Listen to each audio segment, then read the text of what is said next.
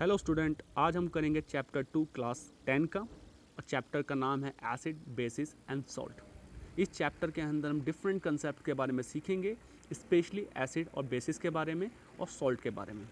साथ में हम जैसे जैसे कंसेप्ट नए कंसेप्ट को सीखेंगे, इसके बीच में ही जैसे कुछ इक्वेशंस आती हैं उनके बारे में हम पढ़ेंगे और अपना जो पहला वाला चैप्टर है उसको भी हम रिवाइज करते रहेंगे। पहले वाला चैप्टर मतलब फर्स्ट चैप्टर जो था वो था केमिकल रिएक्शन एंड इक्वेशन, उसको हम रिपीट करेंगे, रिवाइज करेंगे जैसे जैसे हमारा ये चैप्टर प्रोग्रेस करेगा एसिड बेसिस एंड सॉल्ट। तो आपने पहले पढ़ चुके हैं क्लासेस के अंदर कि जो चीज़ हमें टेस्ट में खट्टी लगती है, शॉर लगती है, वो एसिड होता है, और जो चीज़ें जब हम खाते हैं, जो फूड खाते हैं वो हमें बीटर लगता है, वो बेस होता है। मतलब जो शोर होता है वो एसिड होता है और जो बीटर होता है वो बेस होता है। इसके साथ ही हम ये भी पढ़ चुके हैं कि एक दूसरे को जब मतलब एसिड और बेस को मिक्स किया जाता है तो एक दूसरे को दोनों ही क्या करते हैं, न्यूट्रलाइज कर देते हैं। ठीक है, न्यूट्रलाइज कर देते हैं। तो इसी के साथ एक प्रॉब्लम है। दो कंसेप्ट, पहले एसिड और बेस के बारे में समझ में आया कि जो टेस्ट के अंदर शोर होता है वो एसिड होता है और जो आपका बीटर होता है वो बेस होता है, और दोनों को जब एक दूसरे के साथ मिक्स कर देते हैं एसिड और बेस को, तो क्या होता है, न्यूट्रलाइजेशन होता है, एक दूसरे को न्यूट्रलाइज कर देते हैं दोनों। इसी पर एक क्वेश्चन है जो इसके अंदर दे रखा है, इस चैप्टर के अंदर दे रखा है कि अगर आपको कोई फैमिली मेम्बर और फ्रेंड है वो सफ़र कर रहा है एसिडिटी से, इस कंडीशन के अंदर आप किस तरह की रेमेडी को सजेस्ट करेंगे उन्हें। ये एग्जाम्पल दे रखा है, जो आपको ऑप्शन दे रखे हैं, लेमन जूस देंगे उस टाइम पर एसिडिटी जिससे कम हो जाए, या विनीगर देंगे, या फिर हम देंगे बेकिंग सोडा। ये क्वेश्चन क्या है, तीन चीज़ें हैं आपके पास, तीनों में से क्या चीज़ सजेस्ट करेंगे अपने फ्रेंड को जब वो एसिडिटी से सफ़र कर रहा होता है। अगर आपको कंसेप्ट क्लियर है कि एसिड और बेस एक दूसरे को न्यूट्रलाइज कर देता है तो इसका आंसर आप सिंपल तौर पर ईजिली आप इसका आंसर कर सकते हैं। ठीक है, अब क्या ये पॉसिबल है कि हम हर चीज़ को टेस्ट करके बताएं कि एसिड क्या है या फिर बेस क्या है? ये पॉसिबल नहीं है, हम हर चीज़ को टेस्ट नहीं कर सकते हैं, क्योंकि जो उनका जो कोरोसिव नेचर है वो एसिड्स की वेरी करती है। जो फूड्स के अंदर होता है वो माइनर होता है, और जो केमिकल रिएक्शन जो लेबोरेटरी वगैरह में यूज होता है बहुत ज़्यादा एसिडिक होता है। तो हर चीज़ को हम टेस्ट नहीं कर सकते हैं क्योंकि हमारे लिए हार्मफुल हो सकता है। तो हम किस तरह से आइडेंटिफाई करें बिना टेस्ट करे हुए कि कौन सी चीज़ एसिड है और कौन सी चीज़ बेस है? तो इसके लिए हम यूज़ करते हैं इंडिकेटर। ठीक है, ये इंडिकेटर क्या होते हैं? ये इंडिकेटर हमारी गाड़ी जो गाड़ी होती है, कार्स होती है, बसेस होती है, उसमें जो इंडिकेटर है तो किसी इंडिकेट करता है किसी तरफ से। इसी तरह से ये इंडिकेटर भी इंडिकेट करता है जब एसिड और बेस के साथ रिएक्ट करता है। ठीक है, तो जैसे क्या है कि अगर आप एसिड जो होता है उसको क्या करते हैं, लिटमस एक कंपाउंड है, ठीक है, उसके साथ जब ऐड करते हैं तो क्या करता है, वो लिटमस का कलर चेंज हो जाता है। अगर वो ब्लू से रेड की तरफ कन्वर्ट होता है तो उसे कहेंगे एसिड। मतलब कोई भी एसिड, अगर कोई भी कंपाउंड अगर वो ब्लू लिटमस से रेड लिटमस के अंदर कन्वर्ट कर रहा है तो वो होता है एसिड। ठीक है, और इसी तरह से कोई कंपाउंड अगर रेड लिटमस को ब्लू लिटमस के अंदर कन्वर्ट कर रहा है तो बेस। ठीक है, बी से बेस, बी से बिटर और बी से ब्लू। ठीक है, ये चीज़ याद रखना कि लिटमस का कलर कैसे होता है, बी से बेस, बी से बिटर और बी से ब्लू। ठीक है, इसके बाद क्या है, क्या लिटमस ही एक इंडिकेटर है? नहीं, यहाँ पर रियलिटी ये है कि इंडिकेटर बहुत सारे हैं, उसमें से जो नेचुरल इंडिकेटर होता है वो एक टर्मेरिक भी है।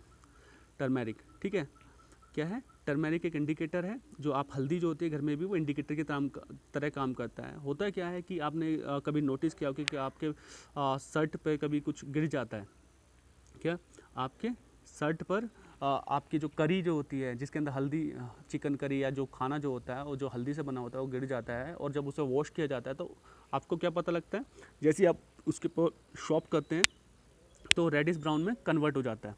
तो यहाँ पर जो रेडिश ब्राउन में कन्वर्ट होने का मतलब है जो आपकी टर्मेरिक है वो आपका जो टर्मेरिक है वो सौंफ के साथ रिएक्ट कर रही है। और सौंफ कैसा होता है, हम सबको पता है कि सौंफ जो होता है बेस होता है। तो मतलब टर्मेरिक भी एज इंडिकेटर यूज़ किया जा सकती है और लिटमस भी यूज़ किया जाता है।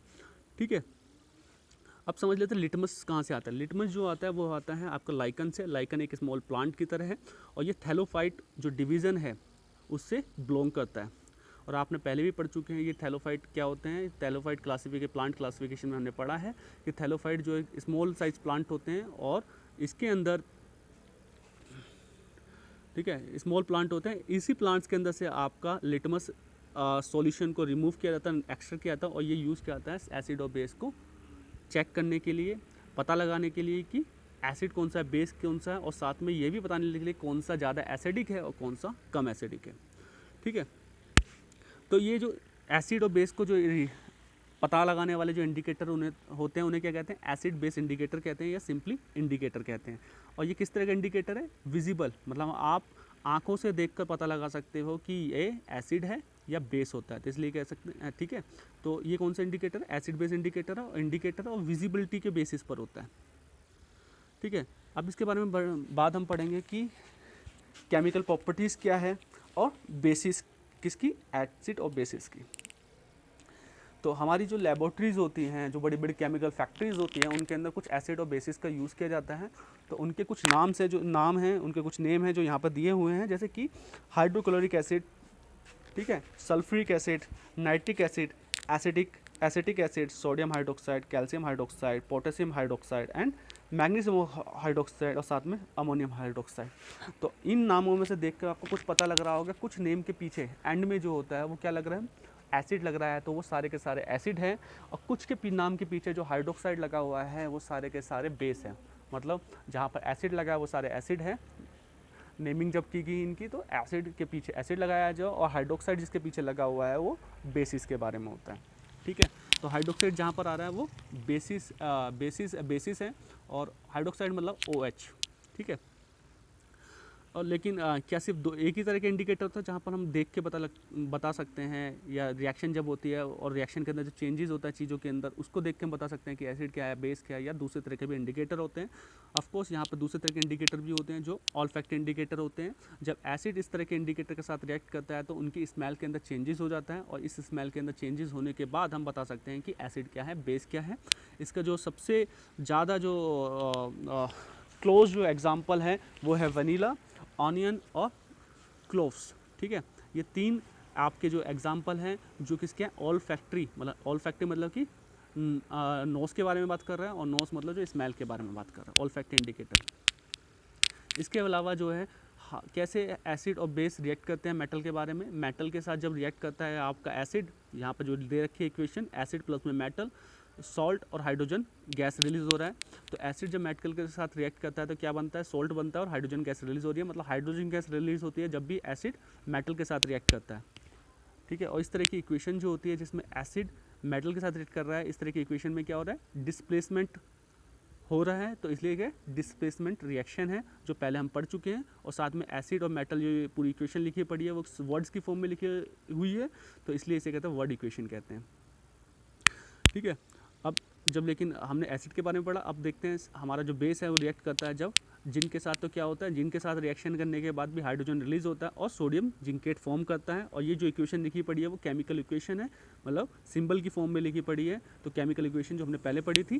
ठीक है, और यहाँ पर हम क्या देखते हैं कि हाइड्रोजन रिलीज हो रही है, और इसके अंदर नीचे एक एग्जाम लिखा पड़ा है कि हर इक्वेशन जो मेटल होता है वो हर मेटल के साथ सेम तरीके से रिएक्ट नहीं करता है आपका बेस, और ज़रूरी नहीं है कि हर रिएक्शन के अंदर ये हाइड्रोजन रिलीज़ करें। ठीक है, डिफरेंस क्या है, जब भी एसिड रिएक्ट करता है मेटल के साथ तो हाइड्रोजन गैस रिलीज होती है, और जब सोडियम हाइड्रोक्साइड रिएक्ट करता है तो ज़रूरी नहीं है कि उसके अंदर हाइड्रोजन गैस रिलीज़ हो।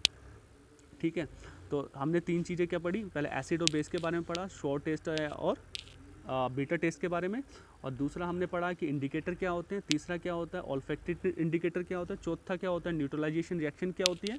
और आपको एक चीज़ और बता दी जाए कि जब न्यूट्रलाइजेशन रिएक्शन होते हैं वो होती है एक्सोथर्मिक, मतलब कि जब दोनों न्यूट्रलाइजेशन रिएक्शन होती है तो हीट रिलीज़ होती है। और आज के लिए इतना ही, और नेक्स्ट टाइम करेंगे हम कंटिन्यू रखेंगे इस चैप्टर को और नए कंसेप्ट को सीखने की कोशिश करेंगे। आज के लिए इतना ही, थैंक यू।